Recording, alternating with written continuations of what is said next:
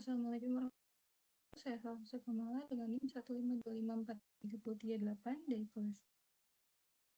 Saya akan menjelaskan naskah jurnal saya dengan judul keterlambatan pekerjaan plat lantai akibat kurangnya komunikasi di lapangan. Di sini dengan kasus dari proyek konstruksi revitalisasi Pasar Muara Karang, yaitu proyek tempat magang saya sendiri. Di sini yang pertama ada pendahuluan. Keterlambatan pelaksanaan proyek konstruksi di sini merupakan permasalahan yang masih sering terjadi dan berdampak langsung terhadap kinerja proyek, baik dari aspek waktu, biaya, maupun bentuk pekerjaan. Keterlambatan tidak hanya menyebabkan mundurnya jadwal penyelesaian, tapi juga berpotensi menimbulkan rangkaian pembengkakan biaya serta menurunkan produktivitas tenaga kerja di lapangan.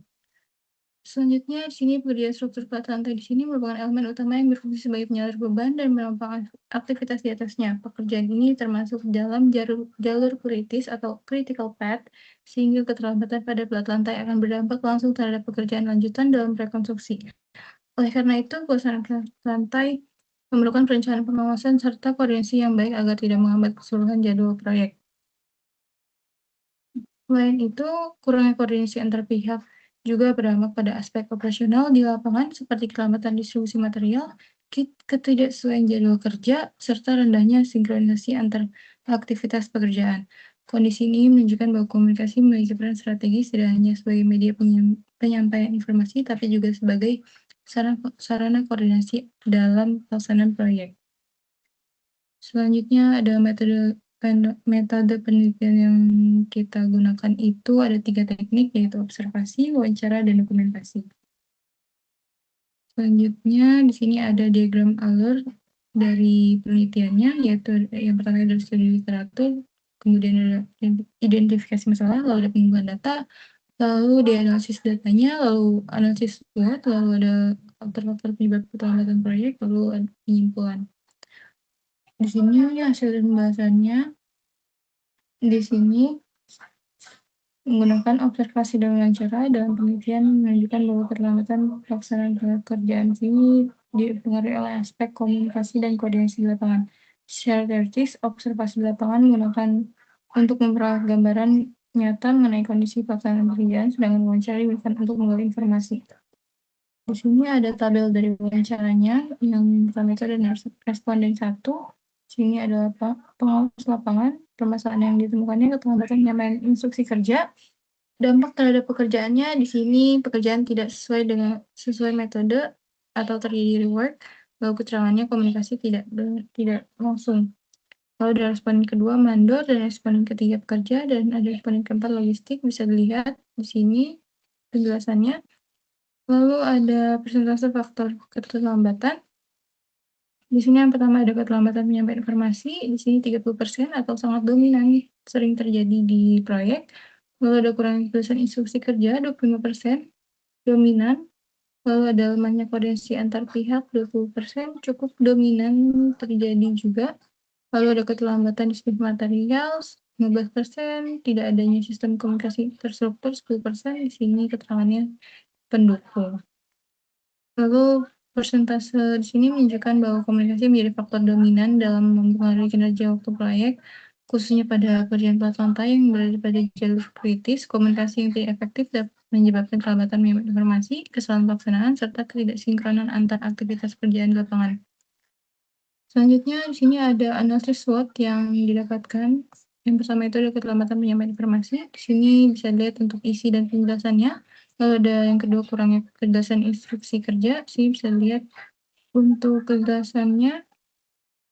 Lalu ada lemahnya koordinasi antar pihak. Sini bisa lihat isi dan penjelasannya. Lalu ada keterlambatan distribusi material. Bisa lihat isi dan penjelasannya. Lalu ada tidak adanya sistem komunikasi terstruktur. Bisa dilihat isi dan penjelasannya pada layar. Lalu ada kesimpulannya di sini temuan penelitian menunjukkan bahwa komunikasi yang kurang efektif berdampak pada terjadinya kesalahan pelaksanaan pekerjaan ulang atau rework, waktu tunggu atau waiting time, serta tidak sesuai jadwal kerja.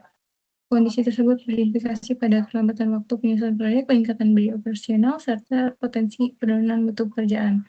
Selain analisis SWOT mengindikasikan bahwa meskipun proyek didukung oleh tenaga kerja yang berpengalaman, kelemahan dalam aspek komunikasi dan koordinasi masih menjadi kendala utama dalam pelaksanaan pekerjaan. Sini ada daftar pusaka yang saya gunakan. Selanjutnya di sini ada bukti dari time schedule. Di sini ada approval material. Di sini 2 bulan. Ya, dikarenakannya sangat banyak sekali revisian dari subkon terhadap gambar gambar kerja yang dimiliki kontraktor. Jadi untuk approval materialnya kita harus mengapprove ke owner dan juga MK ulang, sehingga dibutuhkan waktu yang cukup lama. Sedangkan di final purpose-nya di sini, atau purpose perencanaan di sini ada struktur atas itu kurang lebih 1 bulan. Kayak kita bisa menyimpulkan di sini ada keterlambatan di approval-nya, karena untuk approval-nya sendiri saja itu ada di 2 bulan, sehingga bisa memperlambat pekerjaan plat lantai. Jadi, sekian penjelasan dari naskah saya. Selanjutnya, saya akan submit naskah yang sudah saya kerjakan sesuai dengan template dari jurnal yang saya dapatkan. Di sini ada Jurnal Kajian Teknik Sipil atau JTKS. Di sini kita akan submit, lalu masukkan filenya.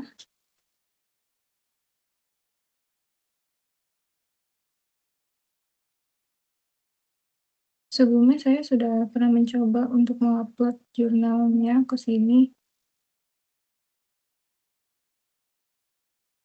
Lalu kita masukkan title-nya, kita masukkan abstraknya.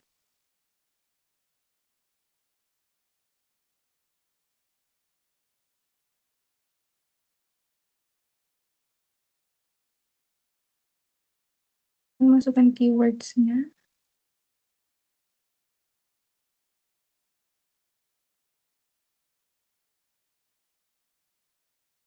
Bisa menggunakan language Indonesia. Untuk agensinya Universitas Negeri Jakarta, lalu save and continue. Untuk upload sementarinya di sini gunakan jurnal yang sama saja. Save and continue, klik OK.